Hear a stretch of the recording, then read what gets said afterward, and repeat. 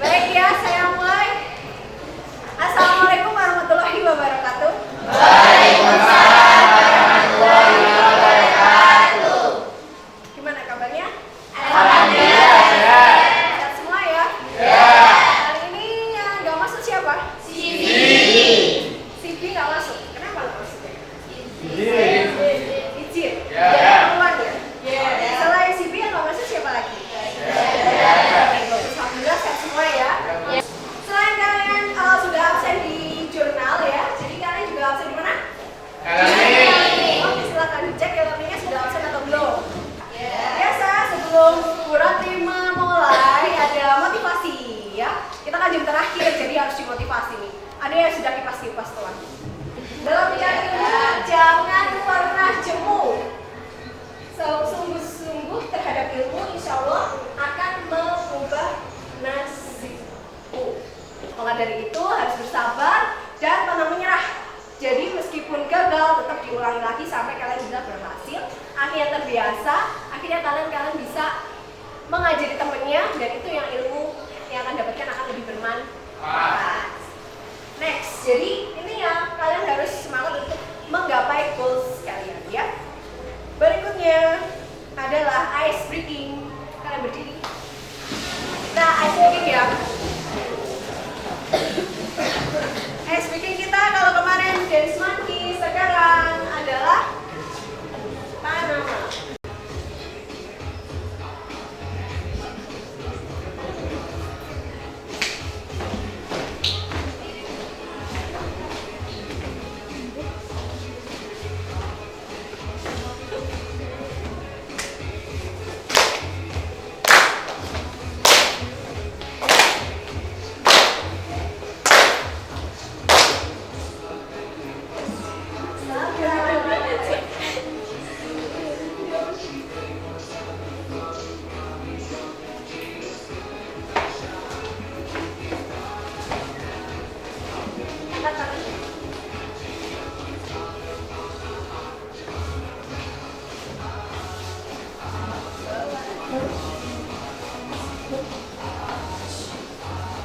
Semangat ya? Kalau semangat bilang semangat satu lagi, semangat.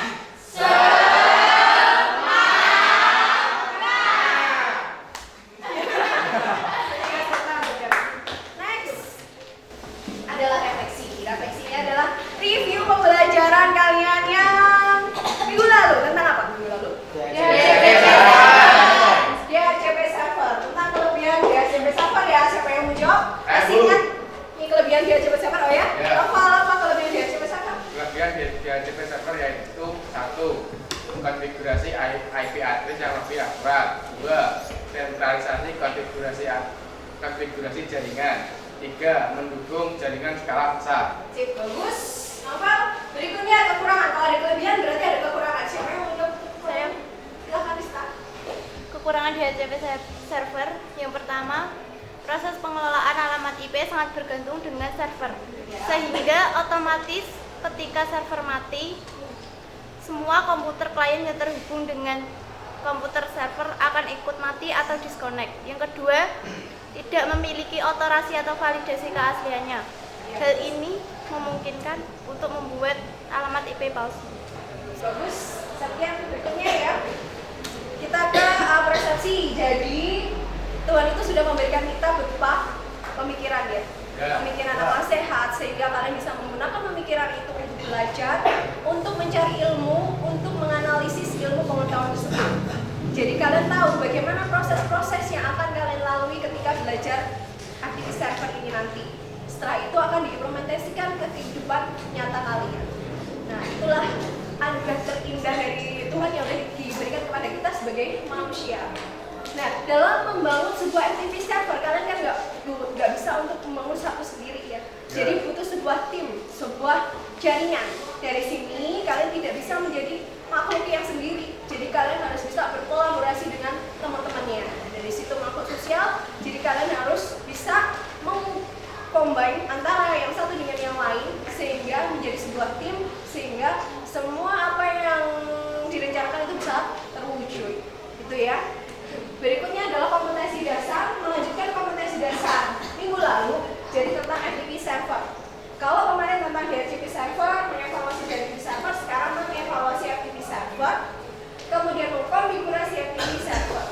Indikatornya, targetnya, kalian bisa menganalisis dan evaluasi untuk pengetahuannya. Kalau dari keterampilannya bisa membangun dan melakukan presentasi dari apa yang sudah kalian temukan tadi ya. Berikutnya adalah kompetensi inti. Di sini ada K3 dan K4. K3 itu adalah pengetahuan, kompetensi pengetahuan. Kalau K4 itu adalah kompetensi apa? Keterampilan. Nah, tujuan pembelajarannya, targetnya kalian diharapkan mampu menganalisis FTP server, kemudian mampu mengevaluasi. Selain menganalisis juga mengevaluasi, tentunya dengan sikap amanah dan saling bekerja sama. Anak kalian bisa nanti diskusi ya. Kemudian kalian juga bisa mendemonstrasikan dan mempresentasikan. Ini adalah dari segi keterampilannya ya. Nah, lanjut ke LKPD. LKPD berarti nanti share di grup. Jadi kalian nanti kerjakannya secara kelompok, berdiskusi, kemudian dari hasil diskusi nanti bisa dipresentasikan di depan. Itu ya. Strategi belajar seperti strategi belajar pada DHCP yang kita pakai minggu lalu. Jadi untuk strategi belajar kali ini sama. Jadi model pembelajarannya adalah problem based learning, di mana kalian nanti menyelesaikan problem yang berarti kasih kalian. Ya. Jadi untuk pendekatannya pakai scientific, mengamati, menanya, mengumpulkan informasi, mempraktikkan, mengkomunikasikan.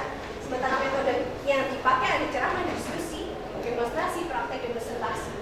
Ini untuk evaluasinya. Evaluasinya ada praktek ada juga ya di e-learning, jadi pretest. Ya. Untuk materi pokoknya itu ada konsep, ada cara kerja dan ada konfigurasi. Kalau konsepnya ada manfaat, fungsi, keunggulan dan kekurangan, hampir sama dengan DHCP, cuman di sini topiknya adalah FTP server. Tapi untuk cara kerjanya ya sama, cara kerja juga, tapi bedanya yang kemarin kan DHCP sekarang. Referensinya sama dengan kemarin, bedanya yang referensi internet aja yang beda. Nah, sekarang kita silahkan kalian buka HP-nya, kalian masuk e-learning, dibuka untuk pretestnya ya. Masuk ke e-learning.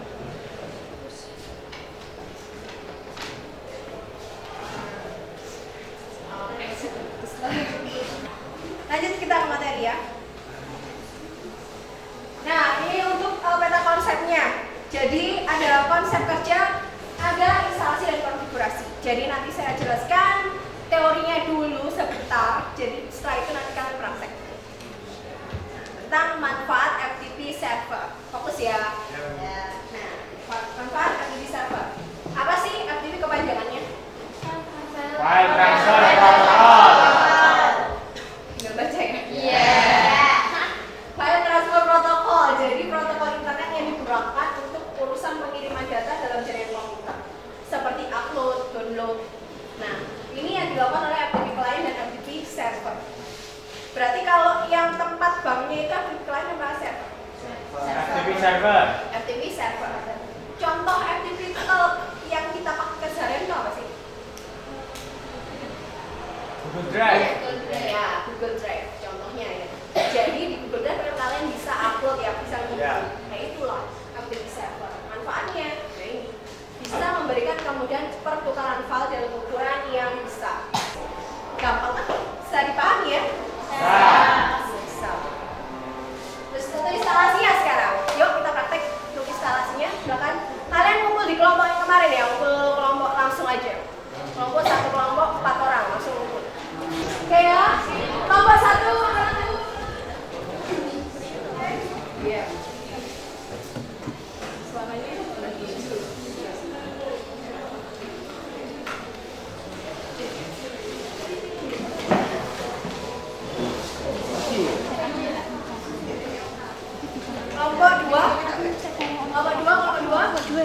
kelompok 2 Ainomus apa ini yang di sini ada kan? Foldernya apa? Folder FTP. Itu Ainomusnya di atas. Iya. Assalamualaikum warahmatullahi wabarakatuh. Waalaikumsalam.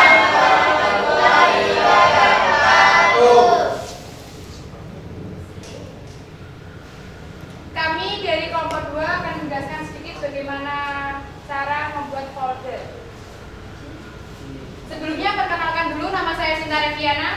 Nama saya Septian Isyadir Cahyo. Nama saya Naila Jayati. Saya Muhammad Andika Putra Irwansyah.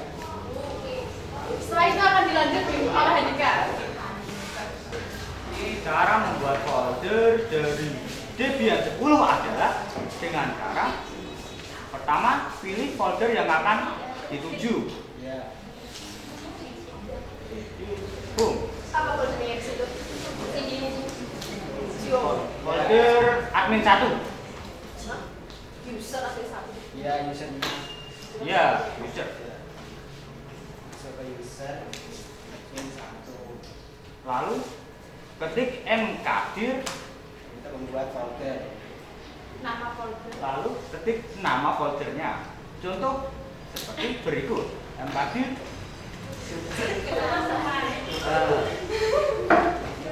enter. Ya. Maka folder sudah selesai terbuat. Itu ya, memang sebenarnya kalau kalian runtut itu kan berhasil. Mungkin ada beberapa konfigurasi yang terlewat. Jadi kalian yang terlewat itu yang akhirnya loh kok nggak berhasil. Pasti ada yang terlewat. Teliti lagi ya. Jadi next saya ini karena kalian sudah presentasi. Berikutnya kalian kerjakan prosesnya, dibuka prosesnya. Kalian tadi sudah mempelajari, sudah praktek. Nah, sekarang penilaian post test ya. Belumnya berapa? 60. Berarti yang penilaian ada kemajuan. Iya. Berikutnya penilaian sikap. Sudah ya, saya lanjutkan penilaian sikap. Jadi setelah tadi mengamati bagaimana kalian praktikum, bagaimana kalian berdiskusi, penilaian sikap kalian adalah excellent.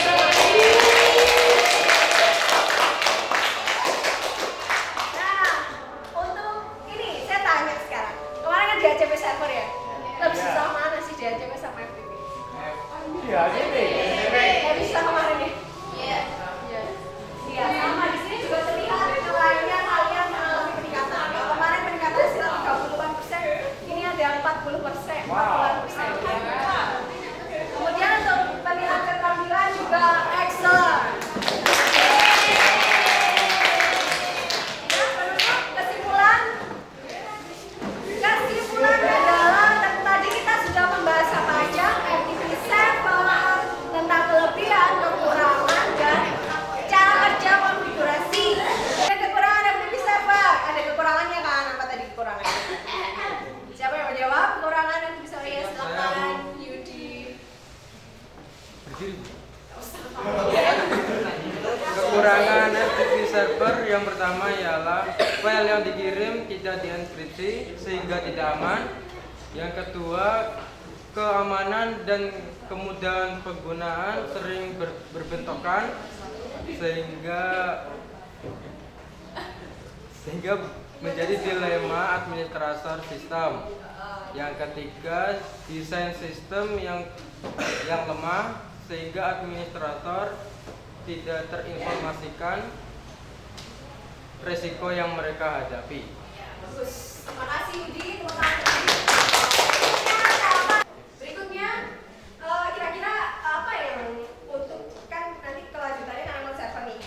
Apa usahanya buat kita bisa belajar itu biar bisa menguasai itu? Tentunya dengan mempelajari literatur yang sudah ada, ya referensi dicari. Nah seperti itu. Berikutnya rencana tindak lanjut. Jadi di sini nanti ada pengayaan, remedi dan ada standar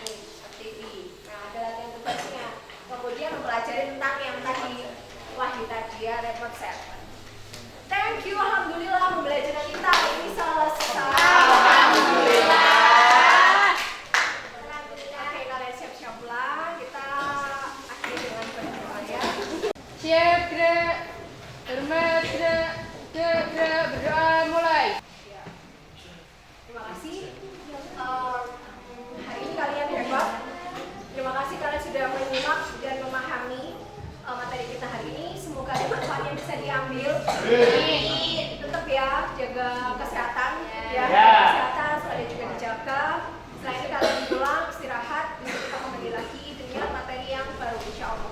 Terima kasih. Assalamualaikum warahmatullahi wabarakatuh.